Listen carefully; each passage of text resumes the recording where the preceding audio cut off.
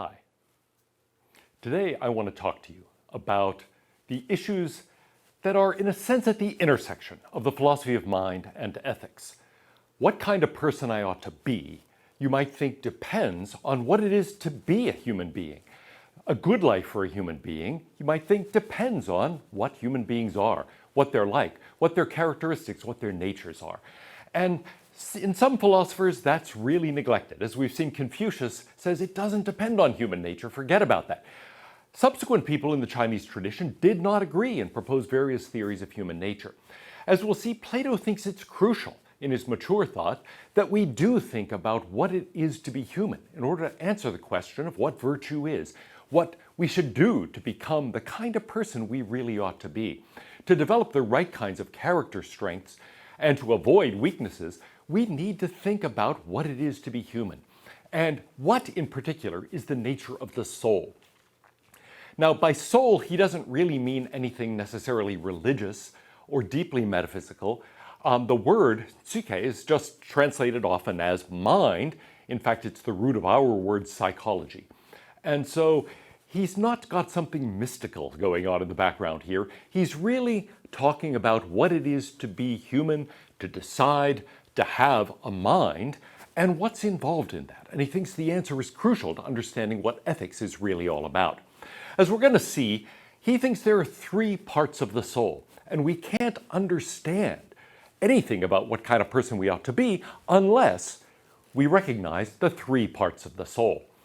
So I'm going to talk today about Plato's ethics, about the overall picture, and the way it develops out of his understanding of those three parts of the soul. We talked some already about the problem of weakness of will, knowing the better and doing the worse, knowing what you ought to do, but not doing it. Is that possible?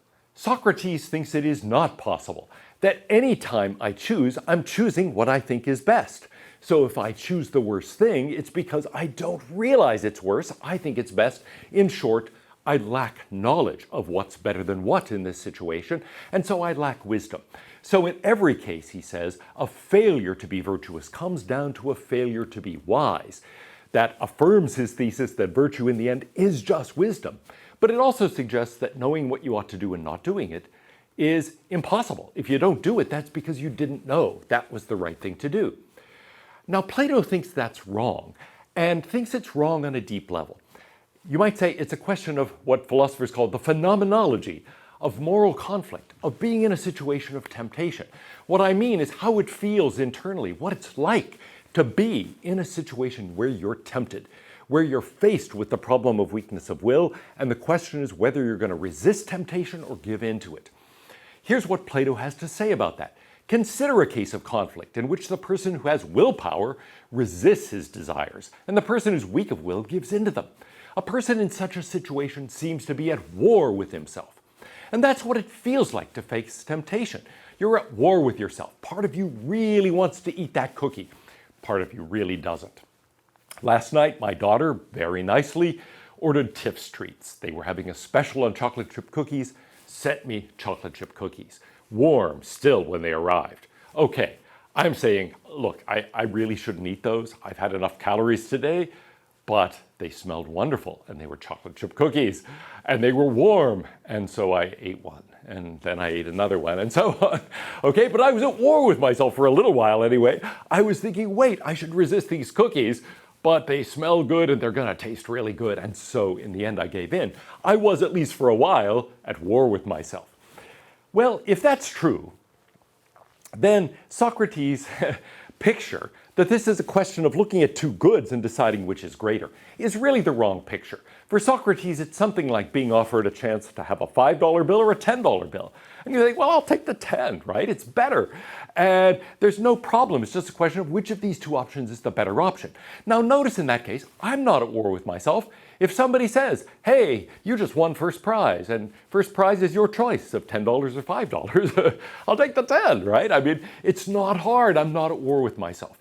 And if I don't know, if they hold the bills in two hands and say, well, you pick, but in one is $10 and one is $5, you don't know which, then again, I'm not really at war with myself. I might think, ooh, but it just comes down to luck in that case. I'm not going to be thinking, oh, I'm really tempted to go with the left, but the right looks awfully good too. I mean, it's not like that, right? Whereas a situation of trying to resist the chocolate chip cookies or some other sort of temptation, that's much harder. You feel at war with yourself. And so Plato says this is the wrong picture completely. It's not just comparing two goods and deciding which is greater, as Socrates thinks. It's something else going on. Here is someone staring at donuts, right? Thinking about eating the donuts. Well, that question of whether to resist the donuts is not just, which good is greater, like the $5 or the $10. You feel at war with yourself. Or the cat, tempted to reach in for the goldfish and trying to resist that temptation. Even the cat feels this sense of tension. And here, a highly artistic depiction of Eve in the Garden of Eden with the apple, with a baby, fully clothed, by the way. This is not very biblical, but anyway, the idea is you feel that sense of temptation. And indeed, that is the title of that painting, Temptation. Well, Plato says there is a different picture we have to have. If you are experiencing this kind of moral conflict, you are really being pulled or driven or impelled in two different directions. Part of you really wants the cookie. Part of you is trying to resist it. Part of you wants those donuts. Part of you is trying to resist. The cat, part wants to reach in for the goldfish. The other part is saying, no, they tend to squirt me with the squirt gun if I reach and go for the fish. And so even the cat feels this sense of tension. Well, if that's right, if we're pulled in two different directions, if there are things impelling us in different ways, Plato says that indicates there are different parts of the soul. One thing cannot be impelled in different directions at the same time and in the same way. He says, if this is true, if I'm being pulled in different directions or driven in different directions, and look, if it's coming within me, I mean, if two people are pulling on my arms and have me separated in different directions, that's not coming from within me. Although notice, I do have two arms that they're pulling. It would be hard for them to pull on one arm in two different directions and have that make any sense. But in any case, this is coming from within me. It's not that something outside is grabbing onto me. It's not like the cookie reaches out and says, come, eat me. No, instead it's coming from within me. And if that's true, if there's something in me that wants to go in this direction and something in me that wants to go in that direction, it can't be the same thing in both cases. It must be there are two different parts of me that are in conflict with each other. So he says there must then be different parts of the soul, different parts of the personality, different parts of the self. Again, he doesn't necessarily mean something deep and metaphysical and mystical and religious. It's just, I must have different aspects of my mind that are pulling me in different directions. There is a part of me that wants that cookie, and then a part that doesn't want to do it. A part of me that wants that donut and doesn't want that donut. Well, Plato says we have to divide the soul then into, he thinks, three parts. Now, a lot of people have thought it's a question of two parts. It's a matter of flesh versus spirit, or in Aristotle, the rational versus the irrational element. But that is not enough, Plato says. There is the rational element, reason, that thinks, the part that is telling me you shouldn't eat the cookie, you shouldn't eat the donut. There is the appetitive element, desire, that wants the cookie, that wants the donut. But then he says, in addition to that, there is the spirited element, emotion, basically, the part that feels. And so within me, there is reason, I think, as Descartes will say later, I think, therefore I am. But also, I feel, I have an emotional part. I feel, therefore I am, says Unamuno much later. And in addition to that, I have desires. I want. And that I want is an important part of me too. So a typical case of conflict is one where I have this desire pulling me in one direction, but reason is telling me, bad desire, don't do that, and trying to stop me from doing it. The tension is between reason and desire. That's not the only kind, as we'll see, however. So here is how he depicts this. He gives us a metaphor of the soul as a chariot. Of the nature of the soul, the true form be ever a theme of large and more than mortal discourse, let me speak briefly and in a figure. Let the figure be composite, a pair of winged horses and a charioteer. The human charioteer drives his horses in a pair, and one of them is noble and of noble breed. The other is ignoble and of ignoble breed, and the driving of them of necessity gives a great deal of trouble to him. This is his picture of the soul. We are like charioteers, or at least reason is like charioteers, trying to control horses. One of them is pretty cooperative, the other is very difficult to control. So here is one artistic depiction of that. The charioteer striving to control the horses, one of which is pretty well behaved, the other of which is riotous. And here's another depiction of that. Notice here it is, well, actually, in that picture, it's emotion that seems to be rearing up, desire that is going straight ahead, reason there in the chariot trying to control them. As we'll see, that's not entirely accurate. He thinks it's desire that's the hardest one to control. But in any case, there are these three parts: reason, desire, and emotion. And that suggests that there can be three kinds of conflict. There can be reason versus desire. Reason saying, you don't need to eat those cookies. Desire saying, but I want the cookies. There can be reason versus emotion. What kinds of cases are those? Well, suppose I find myself falling in love with someone, but I think, but that person's bad for me. Reason might tell me, stop, don't do this. But emotion is involved. Or what about emotion versus desire? That's the hardest case, as we'll see. A lot of people would say, look, it's enough to have reason versus desire. Or maybe I can lump desire and emotion together as the irrational parts of the soul, as the flesh versus the spirit, or something like that, as many people have subsequently. So it's going to be important to examine, why do I need that third part? What is the sort of conflict that can exist between desire and emotion? But I think there can be, and Plato is sure there can be. So we'll talk about that in a second. But here is the picture then of virtue that emerges. Being virtuous, and he thinks being happy, is a matter of rationality, reason controlling the horses of that chariot, and also maintaining a balance of the soul. That idea of a balance among the parts is crucial in Plato. And it's something that we have to combine to understand him, those two different thoughts. Reason has to be in control. It has to maintain control of the chariot. It has to keep desire and emotion in check in order for you to be virtuous and in order for you to be happy. But there has to be a balance. He is not saying suppress desire, suppress emotion. He is not saying be like Sherlock Holmes, a purely rational machine that has no emotion and has no desires. Not at all. Because think about the charioteer. If there are no horses, it doesn't go anywhere. You can mount into the chariot, it's like, I'm ready to go, but wait, these reins don't hold on to anything. There are no horses, I don't go anywhere. All of the energy is coming from emotion and desire. So we certainly don't want to say, get rid of emotion, get rid of desire. We want to say, control them, okay? Make them go in the direction you want them to go. I shouldn't even say want here, that suggests desire, that you think you need to go.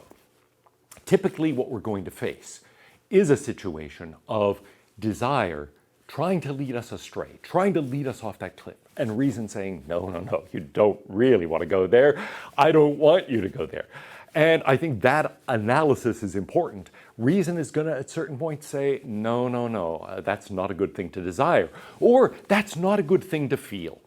And sometimes it really does come down to that. You have a certain emotional reaction, and reason is telling you, why are you getting upset? You shouldn't get upset. This is a good thing. Or you really shouldn't fall in love with that person. Or, you're feeling irritated at somebody, but they're actually being pretty reasonable. Don't get irritated. So there are various ways in which reason can tell you, look, control that emotion. That emotion is going to lead you astray. It's going to lead you off that cliff. Balance is important. We have to have each part of the soul playing its proper role. Well, that does suggest something important. Each part of the soul does have a role to play. Desire is what really gives us the main energy behind that chariot. So desire impels us, provides energy, drives us forward. Emotion also supplies energy, but it tries to keep things in check. It tries to cooperate with the driver. It doesn't always. Now, Plato at times seems to suggest it always does, but that seems wrong to me. I don't think it always does, but it usually does. Okay? He thinks usually what I think and what I feel to go together. I'm going to feel a certain way if I think about it a certain way, and I'm also going to think about it a certain way if I have this immediate emotional reaction to it. If I get angry about it, I'm going to think there's something wrong going on here. And if I think there's something wrong, I may get angry about it. So thinking and feeling are more intimately connected than wanting and feeling, or than wanting and thinking. Desire goes off in its own direction quite frequently, but that's less true of reason and emotion. They usually cooperate. Usually thinking and feeling go together. There's an interesting question here about what comes first. Remember that Confucius said virtues of thought are fundamental and virtues of feeling follow from those. So I tend to feel a certain way about things because I think about them a certain way. Other people known as intuitionists tend to think actually it's the feeling that usually comes first, the thinking comes afterwards. Plato, I think, doesn't commit to any view about that. It's not a question of which one is primary. They each have their role to play, and they usually cooperate, but not always. Well, what then happens when we are virtuous? Each part does play its proper role. And weakness of will is simply a matter of, yes, knowing the better and doing the worse, knowing the proper roles, but not being strong enough to force the elements into them. Think about that charioteer trying to control the chariot. You may know where you want those horses to go, but they might not go there because you're not strong enough. The horses are stronger. You're there pulling, saying, no, no, turn to the right, and they're saying, no, turn to the left. Or they're saying, head toward that cliff, and you're saying, no, no, don't do that. And you're trying to control them and you aren't strong enough. So this idea of strength of will or weakness of will, Plato is saying, is not just a metaphor. It really is a question of being able to exert enough strength to control desire and emotion, especially desire, that's the harder one, but really both. Reason has to be strong enough to do that. And if it's not, it may know where it wants to go all at once, it won't be able to control the horses. So it's easy to explain how weakness of will is possible here. It's not that I always choose the better and do the better if I know what it is. Not at all. I may know what it is, but not do it because reason cannot control desire or cannot control emotion. Now, there can be cases where desire and emotion come into conflict. And so those are harder to describe, but Plato does give us an example of a soldier who is crossing a battlefield and sees many dead bodies strewn about and is horrified by this, disgusted by it. Emotion repels him, but nevertheless he has a desire to look at the dead bodies. You might experience something like this if you see a dead animal on the side of the road. Part of you is disgusted and doesn't want to look, but part of you does want to look. There's a tension there between desire and emotion, between the desire to look at something disgusting and then the emotion of disgust that pushes you away. So he says that emotion of disgust and that feeling that in some cases we actually are kind of intrigued by the disgusting thing, that tells us there is something that is a tension between desire and emotion. But of course, there can be other kinds of conflicts here too. Once you start being sensitive to that, you start seeing it all the time. Now, according to Plato's picture, as I've said, virtue is a matter of keeping the parts of the soul in balance. And there are specific virtues that are connected to that. For example, reason does have to control desire. That is the virtue of self-control, sometimes translated as moderation or temperance. It's a matter of controlling desires, channeling them in the right path. Not getting rid of desire, mind you, but directing it in the right way. And with emotion, the basic virtue is, well, courage. Reason has to control emotion. Fear can get the better of you. A lack of confidence or overconfidence can get the better of you. And so reason has to control emotions like that. Now, of course, exactly what that virtue is depends on what the emotion is. So fear and confidence give us courage. Other emotions might give us other things. But Plato tends to think courage is actually the most fundamental one, because after all, we're talking about action here. And, well, yeah, I mean, in order to act, I have to actually do something and have the confidence to do it and overcome any fear I might have of doing it. So courage he thinks of as actually the most important of that family of virtues.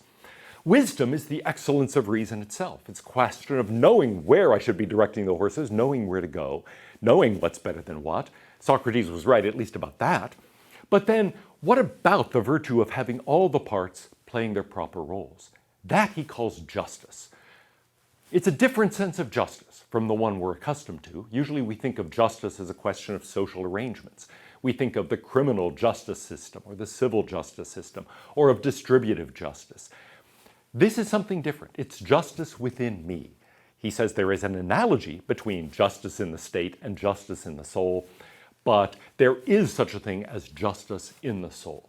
And it's a matter of each part of the soul being in balance with the others and playing its proper role. Well, those cardinal virtues, and that term, by the way, comes from the word for hinge. They are the virtues on which all the balance of the soul and all the other virtues hinge. They depend on it. So these are the fundamental ones. We talked about finding some virtues as central. What makes them central? Or is it just they're most useful, most important?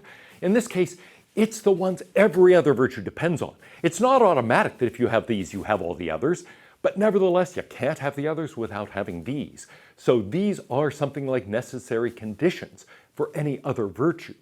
What are they?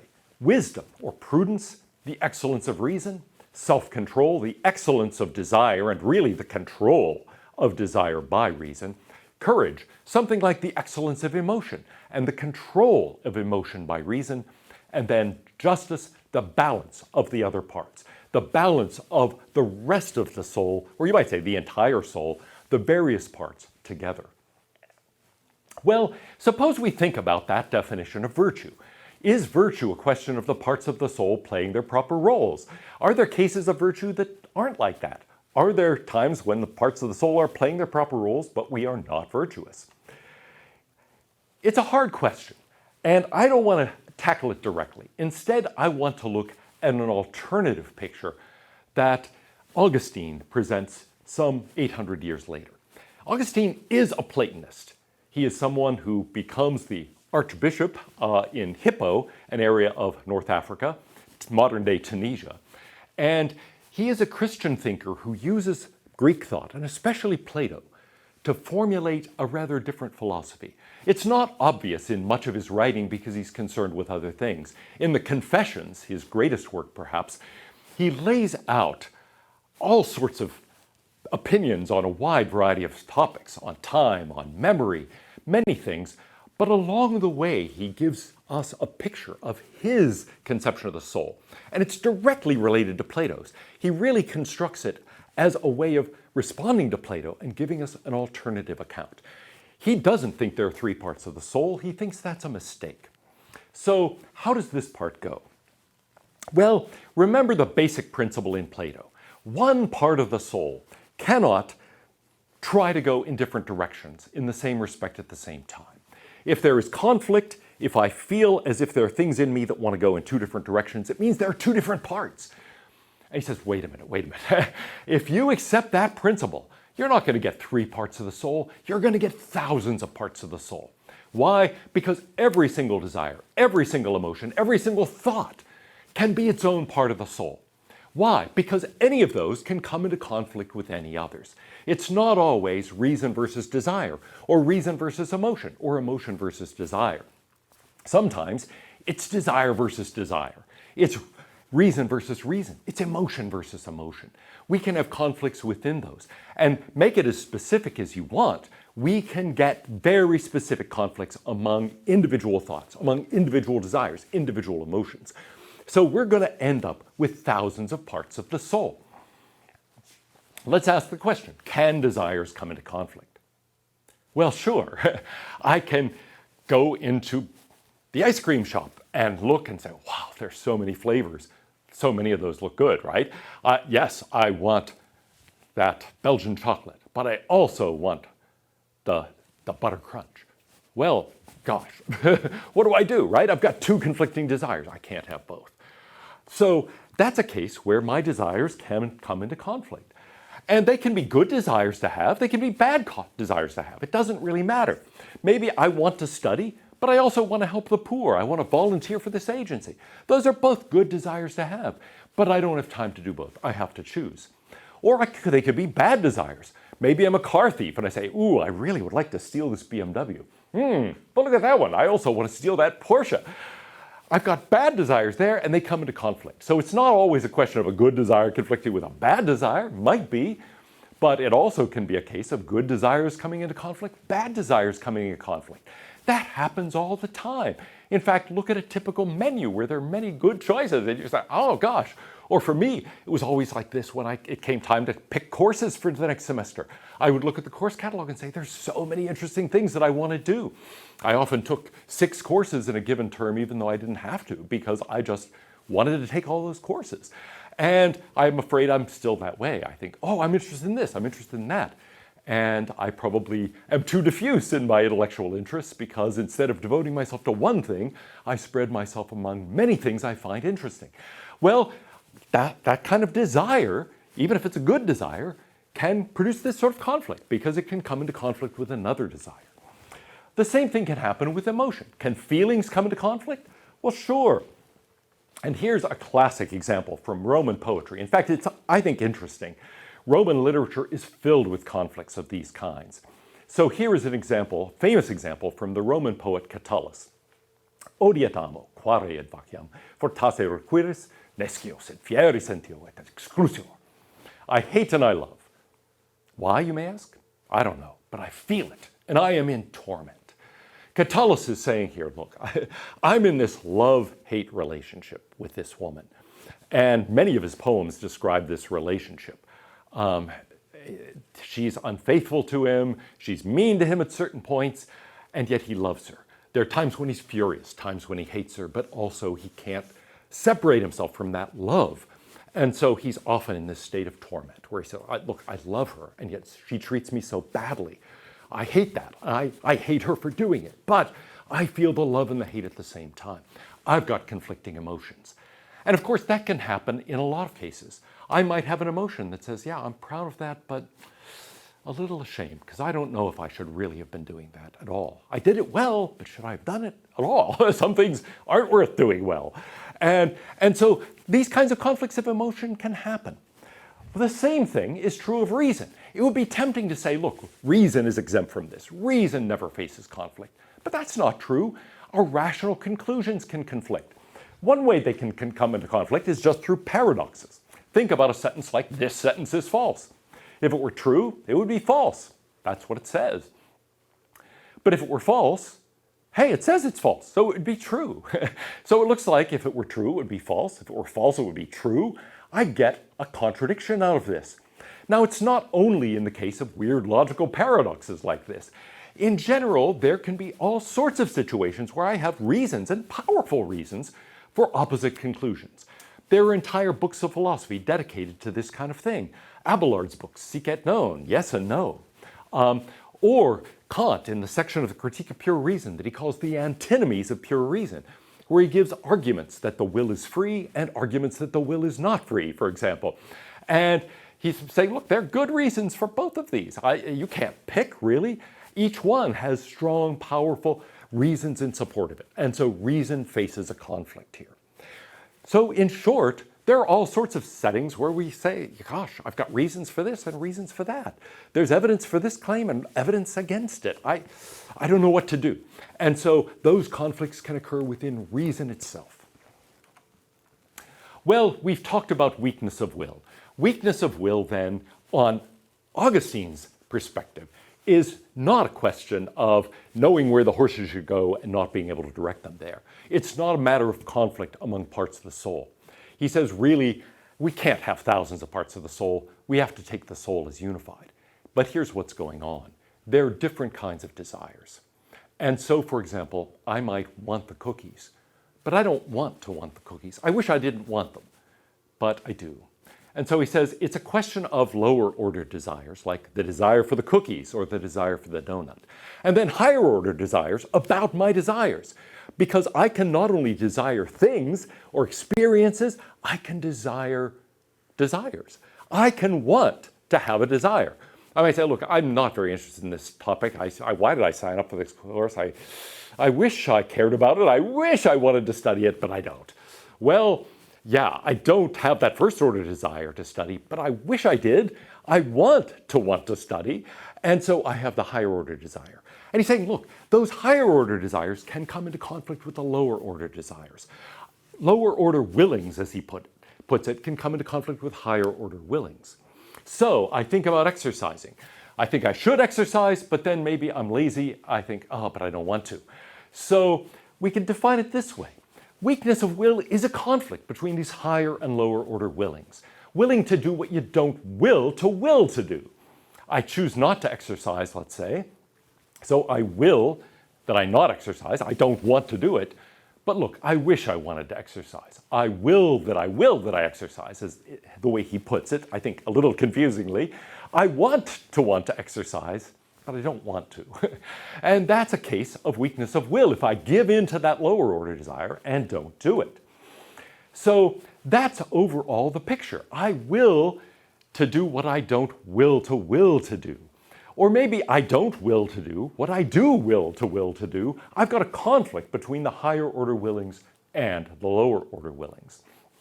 Well, conflict is possible then. Between my first order desires, I can want to study and also want to goof off and not study. So that's possible. But I can also get that conflict between the first order desires and the higher order desires.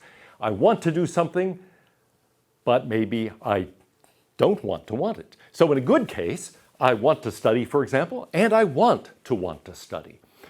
But in a bad case, I want to goof off. I don't, in other words, want to study, but I don't want to goof off. I want to study, but I don't. Okay, and that's a case of weakness of will, if I give into that lower order desire and decline to study. So this is our overall picture to conclude. On his analysis, temptation is not a matter of reason telling desire or emotion no and them fighting back. Instead, it's having a desire you don't want to have. And weakness of will, giving into that desire. So that idea of desires that we don't want to have or emotions we don't want to feel, he says that's what's really at the root of weakness of will. It's certainly possible. In fact, he thinks it's very, very common. But it doesn't commit us, he thinks, to different parts of the soul.